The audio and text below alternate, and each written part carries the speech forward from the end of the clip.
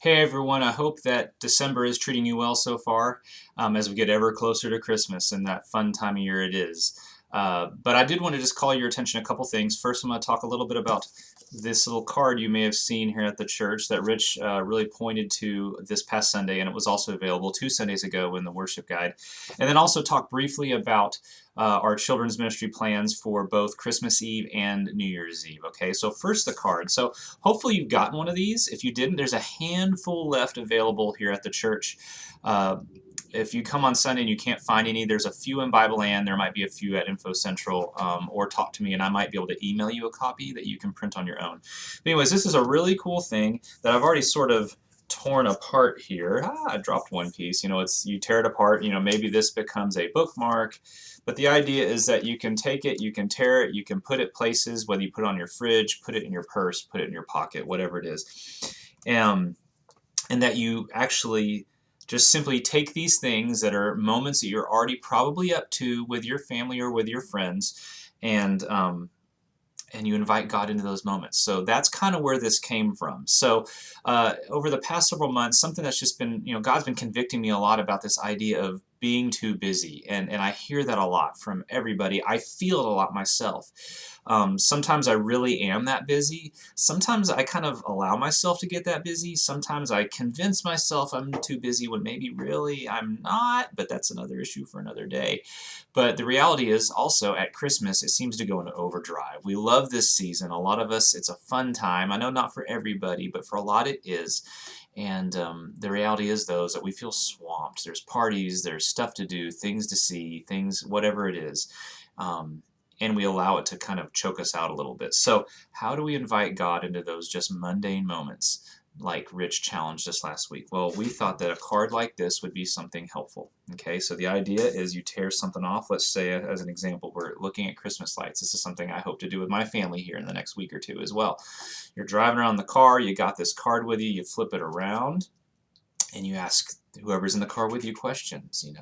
You ask them about which house you see, maybe make it like a miniature little contest you have. Which house seemed to really best embody the true meaning of Christmas?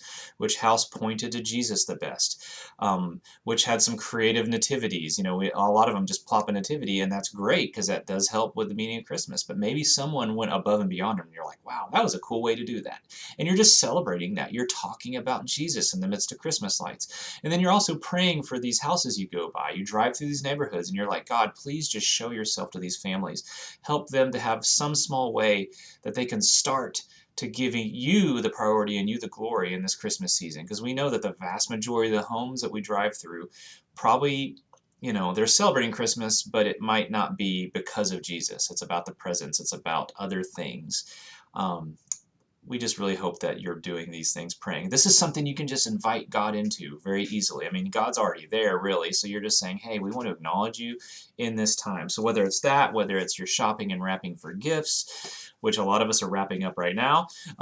Most of us have probably already done the tree, but maybe you could take time to even just look at your own Christmas tree in your family and say, hey, what on this tree is kind of special to us? What on this tree helps us be reminded of Christ in the midst of this entire season? Or just any Christmas movie. Who cares what kind of Christmas movie? We can find something redeeming, or at least something to make us think in probably most films we watch. So this is just a good way to say, how can I just say, God, you're here. Let's just do something together in this moment. You're not having to add something to your life. You're just inviting God in. So that's sort of the thing there. We hope that blesses you during this time. And who knows, maybe this would be a great practice for you to start having beyond Christmas. Which would be a great thing. All right, so now I want to talk briefly about December 24th, Christmas Eve, and December 31st, New Year's Eve. On the 24th, we have 2 services. We're shifting the services up a little bit. Since it is a Sunday, we're kind of doing a hybrid sort of feel. It will feel a little bit like a typical church service, but with some more Christmas elements. But we are shifting the times up a little bit. So we're going to do 11 o'clock and 1 o'clock, okay? We will have activity packs available for kids. We will not be offering Bible Land definitely for the older ones. I'm on a quest to try to make nursery happen, and then would love to see even a 2- and 3-year-old class happen. I've got a couple of teachers who are already willing to help, but we probably need more help. So if you are willing as a gift to maybe come in and serve in one of those rooms. If your child is in one of those rooms specifically, you can help serve with the teachers. That would just be great. Email me if you can do that. On New Year's Eve, we're back to regular times, 9:30 a.m. and 11 a.m., but the same thing. Right now, the goal is to try to get a nursery ready to rock and then also have that 2- and 3-year-old class. But we hope your family still is here. We love when the kids are in the service with us. This is a great time for them to do that, and it's a fun time of year for it as well with all the Christmas songs and stuff like that. But like I said, we will have plenty of activity packs available for those children that just need something to kind of help keep their attention, okay? All right, so that's all I've got. Hope you have a great rest of the week. And I really do hope that these things help bless you. And if not this, maybe this will get you thinking, hey, what is some way that we can intentionally really just point to Jesus in our families during Christmas? Because it's easy not to do. All right, have a great day. Bye.